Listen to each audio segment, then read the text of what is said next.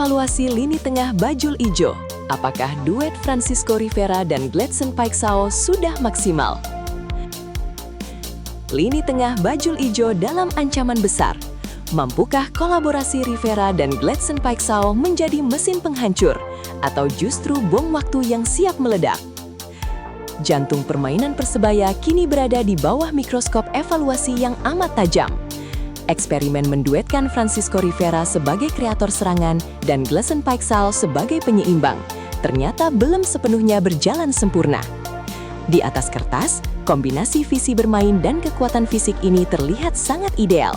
Namun di atas rumput hijau, pembagian peran mereka masih sering menyisakan celah berbahaya. Transisi dari menyerang ke bertahan terkadang lambat, meninggalkan lubang besar yang siap dimanfaatkan musuh. Keraguan pun mulai membayang jelang guliran liga. Apakah chemistry kedua gelandang ini hanya butuh waktu untuk dipoles, atau justru gaya bermain mereka yang sebetulnya saling berbenturan di lapangan? Waktu terus berjalan rapat. Apakah duet ini akan terukir sebagai simfoni terindah Persebaya, atau malah menjadi simpul lemah yang meruntuhkan impian juara? Tembok pertahanan Hristo Mitrevski. Seberapa kuat lini belakang Persebaya diserang skenario counter-attack? Satu celah kecil dalam transisi bisa berujung petaka fatal. Mampukah Hristo Mitrevski menjaga benteng Persebaya dari gempuran serangan balik yang mematikan? Lini belakang Persebaya kini berada dalam ujian paling menegangkan. Ketika Bajul Ijo asyik menggempur pertahanan lawan, ada ancaman tersembunyi yang siap menikam dari belakang. Skenario counter-attack. Disinilah peran sang komando Hristo Mitrevski diuji hingga batas maksimal. Memimpin lini pertahanan saat tim sedang bertransisi dari menyerang ke bertahan bukanlah perkara mudah. Kehilangan fokus 1 detik saja, celah menganga di area pertahanan siap dimanfaatkan oleh penyerang cepat musuh. Banyak yang mempertanyakan ketahanan benteng ini. Apakah kepemimpinan Hristo cukup tangguh untuk mengorganisir koordinasi lini belakang?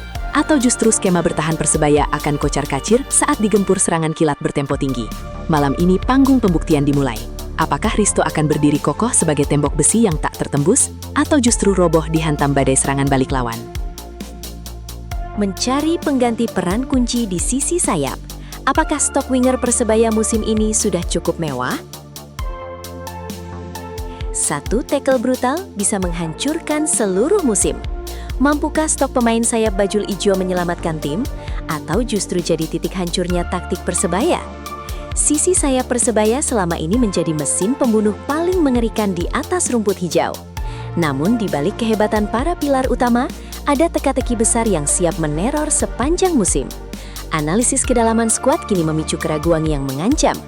Jika badai cedera menghantam atau sanksi akumulasi kartu menarik keluar para penyerang sayap andalan, apakah para pelapis di bangku cadangan siap mengguncang panggung? Banyak yang menilai kedalaman winger Bajul Ijo musim ini sangat mewah dan bergelimang talenta. Tapi tak sedikit pula yang merasa kualitas antar pemain masih terlampau jauh, membuat celah fatal yang siap dimanfaatkan musuh ketika rotasi terpaksa dilakukan. Panjangnya kompetisi akan menjadi hakim sejati. Apakah deretan sayap Persebaya adalah kemewahan penentu gelar atau justru ilusi indah yang runtuh saat krisis tiba?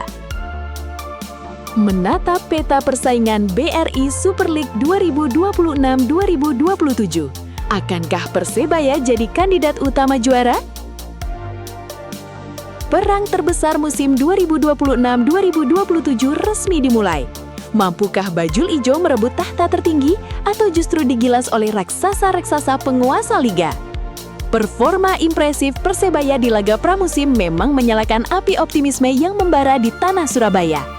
Namun panggung BRI Super League 2026-2027 bukanlah tempat untuk mimpi manis semata.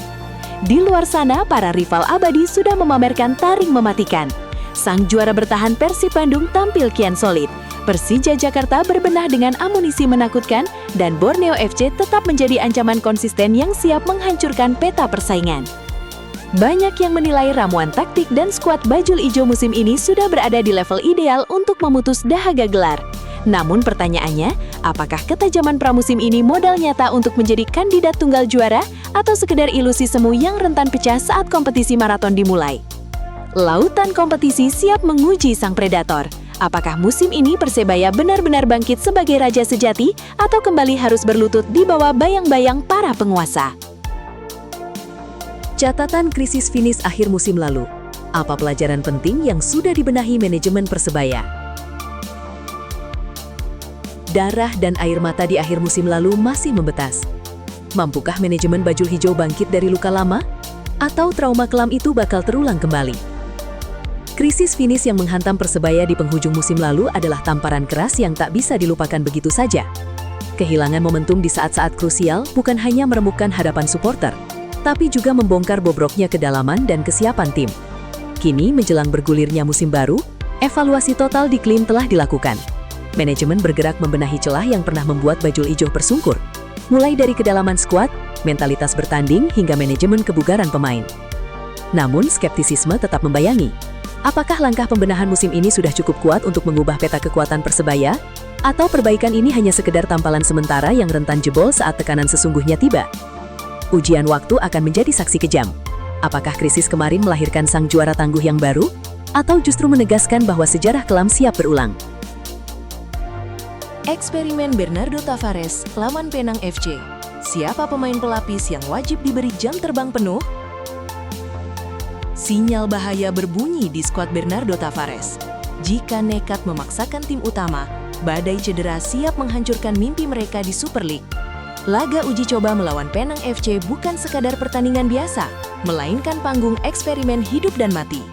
Pasca kuras habis tenaga di turnamen pramusim Piala Presiden, kondisi fisik para pilar utama PSM Makassar kini berada di titik nadir. Tavares tahu betul, memutus mata rantai kelelahan adalah harga mati. Rotasi besar-besaran wajib dilakukan sebelum kompetisi resmi dimulai. Pertanyaannya, siapa pemain pelapis yang benar-benar siap dan layak diberi jam terbang penuh 90 menit? Nama-nama muda di bangku cadangan kini menatap panggung Penang FC sebagai pembuktian. Apakah mereka pelapis sepadan atau justru celah fatal yang akan dimanfaatkan musuh? Langkah berspekulasi ini bisa jadi penyelamat musim mereka, atau justru awal dari kehancuran taktik sang maestro. Taruhan besar Bernardo Tavares baru saja dimulai.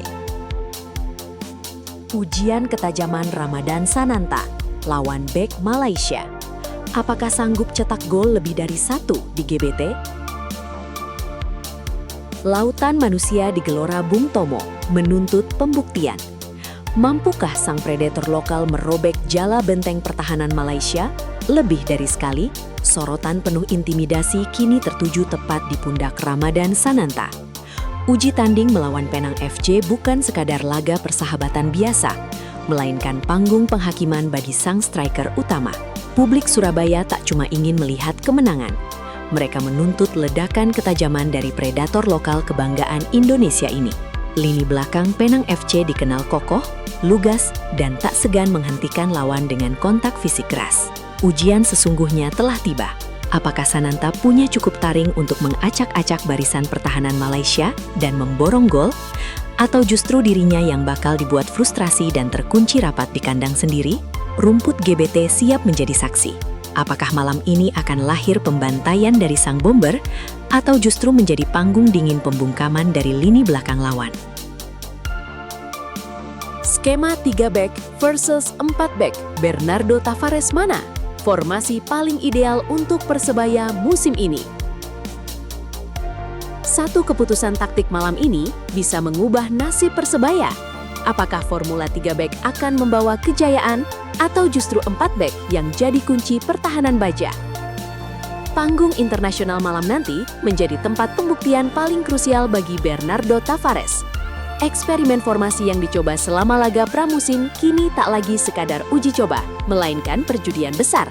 Di satu sisi, skema 3 back menawarkan fleksibilitas serangan balik mematikan dan dominasi di lini tengah. Namun di sisi lain, formasi 4 back memberikan kedalaman dan benteng pertahanan yang jauh lebih stabil menghadapi gempuran lawan berkelas internasional. Pilihan strategi ini jelas memicu perdebatan panas. Apakah Bajul Ijo harus tampil keluar menyerang dengan risiko celah menganga di belakang, atau bermain lebih pragmatis demi mengamankan hasil sempurna? Peluit pertama malam nanti akan menjawab segalanya. Apakah kejeniusan taktik Tavares akan melahirkan mahakarya baru, atau justru berujung pada petaka yang menyesatkan?